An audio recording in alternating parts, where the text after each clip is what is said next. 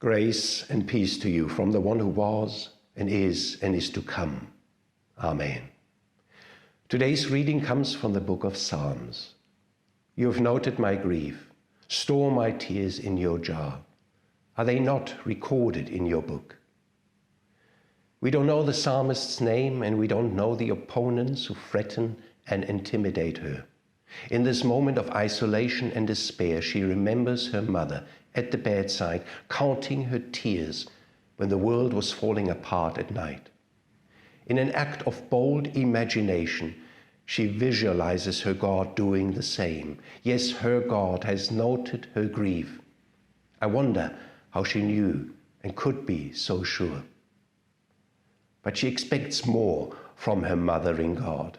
Store my tears in your jar. Be sure that none of them is forgotten. Keep a record of each of them. Is she thinking of those large clay jars in her home, used to store the water of drinking, cooking, and washing? The water had to be collected from the well, valuable, precious, and life-giving water. The ability to store it was a matter of survival, especially during times of severe drought. To think of one's personal tears as being stored in such a clay jar is to make a bold statement of faith. Our tears are as precious and life-giving as drinking water to ourselves. We cannot live without those tears, and if God is truly like a mother, then she too should care enough to collect and store them. The psalmist needs the assurance that her tears will not just fall to the ground, disappear, and be forgotten like a drop of water falling on a hot stone. If God feels anything like the love of a parent, then her God will remember and hold those who caused the pain and hurt accountable. Her tears tell the story of her suffering, which should not ever be forgotten. Indeed, justice must prevail. Wrongs have to be made right. God's very own reputation is at stake. Any delay of justice is a travesty of justice. Police files may disappear. Witnesses may be silenced. But surely her God must be a sympathetic witness to the story of her tears. If our psalmist can feel so deeply and speak with such conviction, how much more must God's passion for justice be? Does the book of Revelation not envision a God who is committed to wiping away all tears? This God's water jar must be big enough to hold the endless flow of tears throughout history. Or to speak with the words of the prophet Amos, justice will indeed roll down like a river. But our psalmist insists that it will be a river of tears intimately known to our God. And she asks her God, are my tears not recorded in your book? It sounds more like a rhetorical question. Surely God must keep a record of the pain and hurt she had to endure. She imagines God to have a book with a detailed score of all the transgressions she had to suffer. What if we began to think about our sacred scriptures as such a book meant to keep a record of the pain and suffering people had to endure? Do our biblical stories themselves not also witness to the need to remember, to collect and store? It is a remembering which is sustained by the belief in a God whose is restoring must be one of remembering. Our biblical stories remind us that every tear is unique and comes with its own biography and narrative. Abraham laments the death of his beloved Sarah.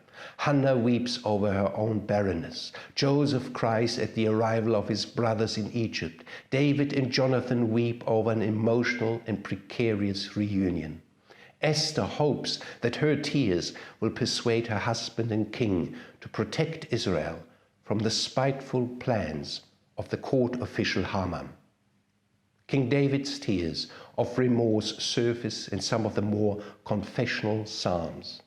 Job curses the day of his birth and is stricken with grief, weeping over his undeserved suffering. Jeremiah's tears are captured in a series of chapters known as Jeremiah's Confessions. In fact, the whole biblical book of Lamentation has later been attributed to the same prophet. His personal tears are seen to represent the weeping of a whole nation in exile. Their songs of lament are heard at the shores of the river of Babylon. The Apostle Peter weeps over his threefold betrayal in the night of Jesus' arrest. And in his second letter to the Corinthians, referred to by scholars as the lost letter of tears, the Apostle Paul writes, "For I wrote you out of great distress and anguish of heart, and with many tears, not to grieve you, but to let you know that the depth of my love for you." In John's Gospel, Jesus is weeping at the grave of his dear friend Lazarus. And Luke sees Jesus weeping as he overlooks Jerusalem. Why do his people not know what makes for peace? But among all those tears, the most haunting and recurring story is the one of Rachel's grief. Jacob's wife cries and dies in childbirth on the road to Bethlehem. She's buried close to the town of Ramah. The prophet Jeremiah allows her weeping to resurface from the grave when Israel's children are led into captivity and exile. In Jeremiah, she now becomes the mother who is not just weeping for her own child, but for all the children of her people. In Matthew's Gospel, Rachel's desperate cries once again surface. This time she's weeping over the slaughter of the children of Bethlehem in the aftermath of Jesus' birth.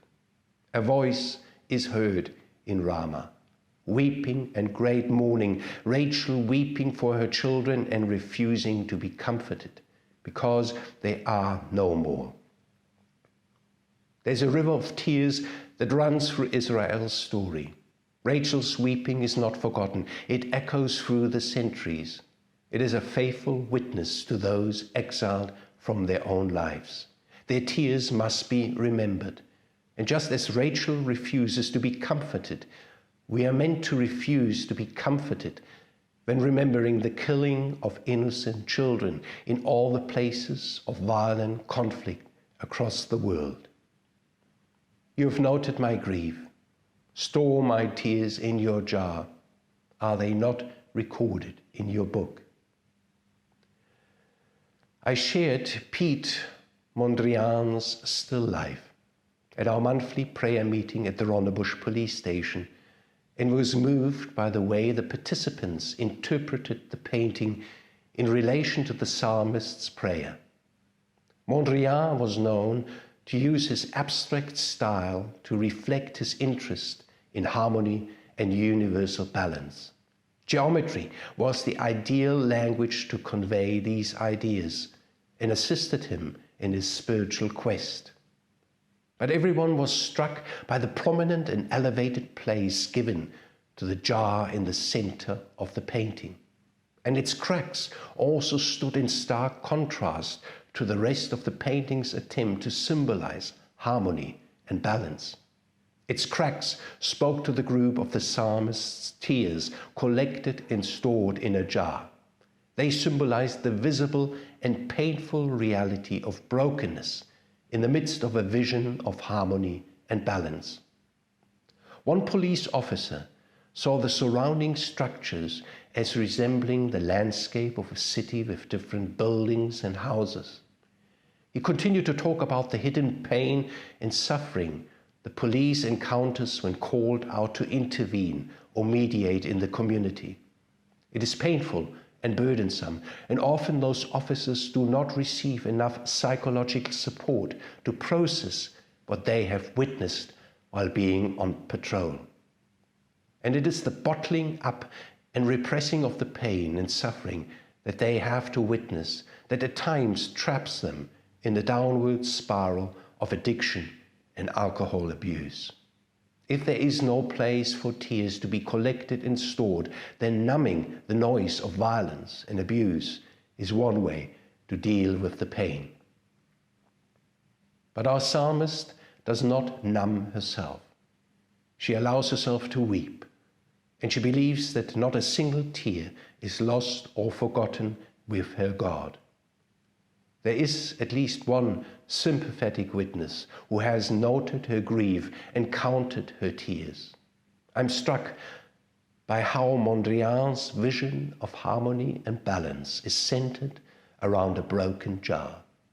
It summons the observer in the same way that the psalmist summons her God to note her grief and to make sure that her tears are not forgotten.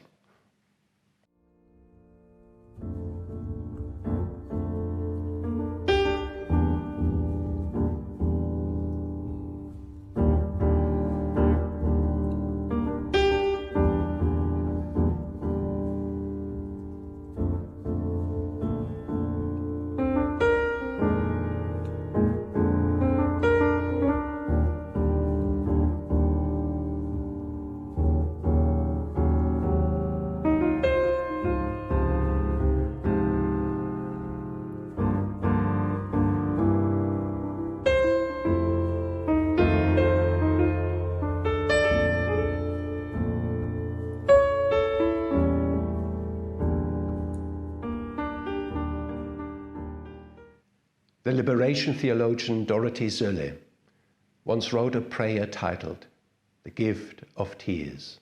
Give me the gift of tears, God. Give me the gift of speech. Lead me out of the house of lies. Wash away my education. Cleanse me from remaining silent. Give me words to reach my neighbor. How can I speak when I've forgotten how to cry? Shatter my pride, make me simple. Let me be water that one can drink. Give me the gift of tears, God. Give me the gift of speech. Give me the water of life. How do we begin to speak about the gift of tears? And how can we speak about such tears becoming the water of life? Dorothy Sölle insists that we cannot actually speak when we have forgotten how to cry. For to cry is to refuse to be comforted, and to refuse to be comforted is to refuse to be silenced. It is a matter of justice. And this is certainly also true for our psalmist. Her tears should not be lost or forgotten. She is able to move from the head to the heart, and from the heart more fully into the body. Her tears become her way of embodying the pain she feels. It is an example of faith seeking concrete bodily expression. She has not forgotten how to cry, and it allows her to find her voice. Anthropologists remind us that our experience and interpretation of tears is strongly influenced by social and cultural factors. Are tears a sign of weakness or strength? Are strong emotions inappropriate or encouraged? Are tears welcomed or rather embarrassing? It all depends on our cultural formation. Especially men have for too long been taught that tears of grief and pain are something to be repressed, denied, or avoided. Real men don't cry, and so they choose to be angry rather than sad. Richard Rohr argues that our human instinct tends to make us block suffering and pain. Especially the West is said to have been influenced by the rationalism of the Enlightenment. But is grief supposed to be rational? And does such rationality not render us helpless and ignorant about what to do with our pain? One can notice a fascinating shift among psychologists in their interpretation of tears. Sigmund Freud, for example, regarded the gift of tears as one of washing away psychic disturbances. Tears functioned as a kind of overflow and release valve. This interpretation resonated with evolutionary theories of tears. The secretion of tears, initially caused by the irritation of a foreign object in the eye, became over time associated with painful mental states. But not everyone who cries shows an improvement in mood, and at times feels rather worse. In the course of time, the metaphor of catharsis changed to the one of tears, expressing a desire for more connection and intimacy. According to the clinical psychologist Ed Fingerhoods, tears signal to others the need for support and care, not unlike a baby's cry to get the mother's attention. Tears reveal the willingness to make ourselves more vulnerable to others. They nurture more real and truthful connections. In fact, even tears of joy might reveal in reality the painful awareness of our own fragility and mortality. For joy is but a fleeting moment. Nothing ever stays the same. South African poet and academic Habiba Badaroon closes one of her poems with the tender question, how not to be alone? Such loneliness becomes even harder to bear in a culture that does not encourage tears and is rather poor in emotional expressions. It is further aggravated by a consumer culture that cherishes the perfect and flawless body, cleansed from any hint of vulnerability and mortality. Such repression of tears comes at a high price. It alienates us not only from others, but also from ourselves. What a contrast to our psalmist and those we have made saints in our church history. Francis and Clare of Assisi reportedly wept all the time for days on end. The 4th century theologian and writer Saint Ephrem, the Syrian, considered tears to be sacramental signs of divine mercy. Give God weeping and increase the tears in your eyes. Through your tears and God's goodness, the soul which has been dead will be restored. It is such weeping that invites another way of being in the world. Weeping is different from fixing, explaining, or controlling. We're finally free to feel the tragedy of things, the sadness of things. And as the lens of our eye is cleansed, we are usually also able to see reality more clearly and be more responsive to situations that are simply absurd, unjust, wrong, and impossible.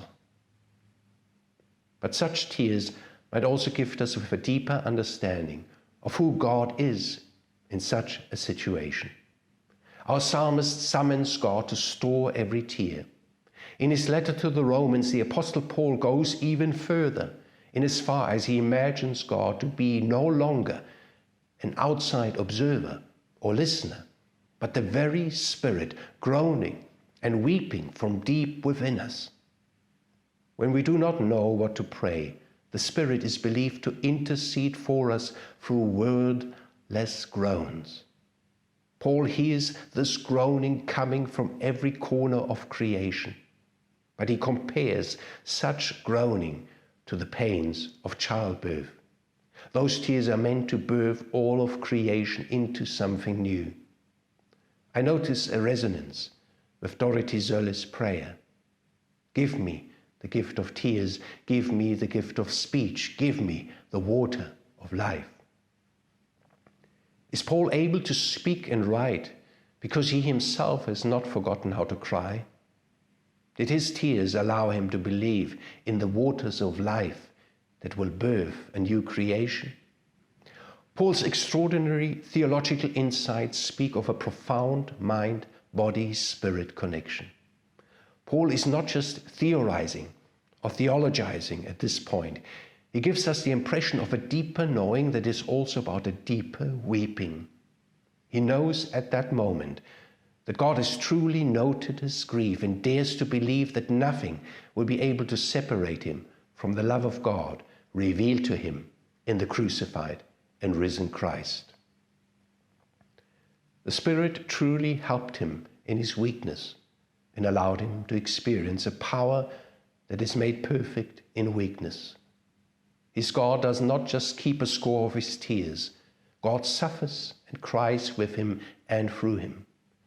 God does not just collect and store his tears, but is present right in his tears and through his tears. There's a divine movement towards life that wants to be discovered again in our wounded, broken, and weeping bodies. I look again at Mondrian's cracked and broken jar at the center of a seemingly impossible vision of harmony and balance. I wonder if some of us are struggling to find their voice and speak because we have forgotten how to cry and weep. What is it that made our psalmist believe that God has noted her grief? Is it because she also heard God cry and weep from deep within? So as you leave from here, God bless you and keep you. God's face shine upon you and be gracious to you. Amen.